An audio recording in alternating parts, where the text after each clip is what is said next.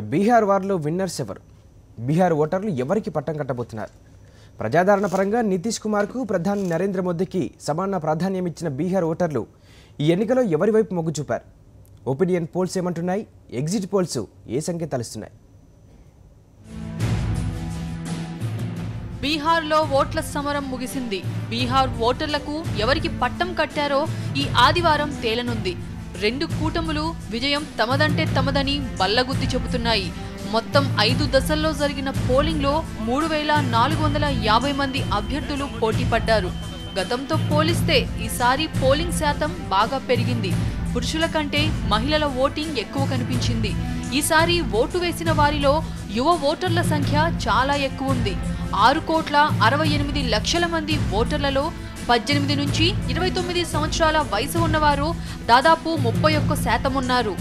కేంద్రంలో బీజేపీ అధికారం చేపట్టిన 18 నెలల తర్వాత జరిగిన ఈ ఎన్నికలు ఓ విధంగా మోదీ పాలనపై రెఫరెండంగా చెప్పుకుంటున్నాయి రాజకీయ పార్టీలు.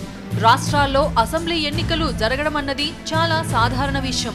కానీ బీహార్ పెద్ద రాష్ట్రం కావడం, పెద్ద సంఖ్యలో ఓటర్లుండడం, రాజకీయంగా చాలా ప్రభావం చూపే ఎన్నికలు కావడంతో అందరికీ దీనిపై ఆసక్తి పెరిగింది. 10 కోట్ల మంది జనాభా ఉన్న బీహార్ దేశంలో అత్యధిక జనాభా ఉన్న 3వ పెద్ద రాష్ట్రం. దేశ జనాభాలో బీహార్ వాటా 8.6%. విస్తీర్ణం పరంగా బీహార్ దాదాపు హంగేరీ దేశమంతుంటుంది. ఓటర్ల పరంగా బీహార్లో దాదాపు 83% మంది ఓటర్లు హిందువులే. మిగిలిన 17% ముస్లింలు.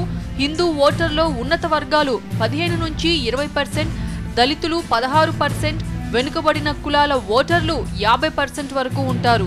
బీహార్ అసెంబ్లీలో మొత్తం స్థానాలు 243. ఇందులో ఎస్సీలకు రిజర్వ్ చేసినవి 38, ఎస్టీ రిజర్వ్ స్థానాలు 2. బీహార్లో అర్హులైన ఓటర్లు 6,68,26,658. జాతీయ పార్టీలు 6, రాష్ట్ర పార్టీలు 3, ఇతర రాష్ట్రాలకు చెందిన పార్టీలు 9, గుర్తింపు పొందిన నమోదైన పార్టీలు 54, గుర్తింపు పొందని నమోదైన పార్టీలు 18. ఇండిపెండెంట్లు ఈ ఎన్నికల్లో పోటీ చేశాయి. మొత్తం పోటీ చేసిన అభ్యర్థులు 3,450. బీజేపీ, ఎల్జేపీ, ఆర్ఎస్ఎల్పీ, హెచ్ఐఎం పార్టీలు ఎన్డీఏ తరపున బరిలోకి దిగాయి.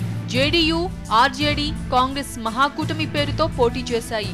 మిగిలిన పార్టీల్లో కొన్ని ములాయం సింగ్ సారథ్యంలోని థర్డ్ ఫ్రంట్ గొడుగు కింద పోటీ చేశాయి. పార్టీలు చాలానే ఉన్నా ప్రధాన పోటీ మాత్రం ప్రధాని నరేంద్ర మోదీ, బీహార్ ముఖ్యమంత్రి నితీష్ కుమార్ మధ్య సాగింది.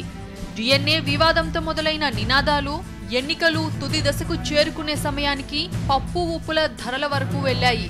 గత ఎన్నికలతో పోలిస్తే ఈసారి బీహార్ ఓటర్లలో ఉత్సాహం ఎక్కువే కనిపించింది.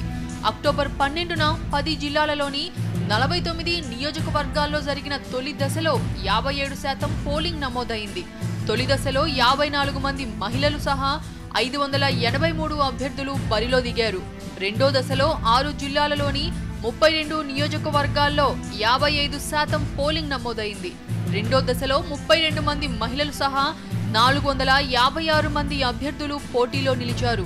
మూడో దశలో 6 జిల్లాలలోని 50 నియోజకవర్గాల్లో 53.32% పోలింగ్ నమోదైంది.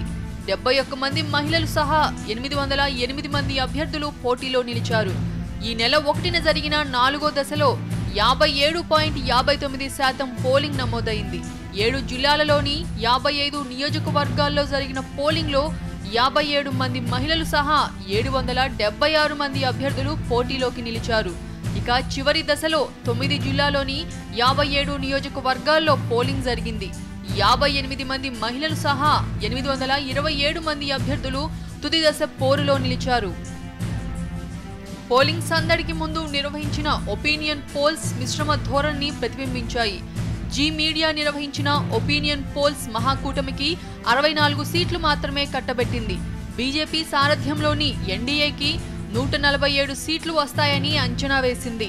ఇతరులకు 32 స్థానాలు వస్తాయని జీ ఒపీనియన్ పోల్స్ తెలిపింది. ఏబీపీ నీల్సన్ సర్వే మహాకూటమికి 112 స్థానాలు, ఎన్డీఏకి 128 స్థానాలు, ఇతరులకు 3 స్థానాలు వస్తాయని లెక్కగట్టింది. ఇండియా టుడే సిసిరో సర్వే మహాకూటమికి ఆధిక్యం ఇచ్చింది. 117 నుంచి 125 సీట్లు వస్తాయని అంచనా వేసింది. బీజేపీ సారథ్యంలోని ఎన్డీఏకి 107 నుంచి 115 స్థానాలు వస్తాయని అంచనా వేసింది.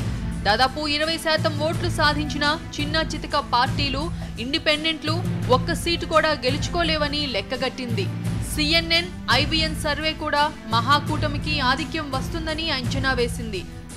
Times Now, C voter survey మహాకూటమి 116 స్థానాలు, ఎన్డీఏకి 119 స్థానాలతో హోరాహోరీ పోటీ ఉండవచ్చని సూచించింది.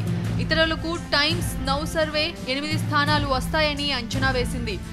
ఈ నెల 8న బీహార్ ఫలితాలు వెలువడనున్నాయి.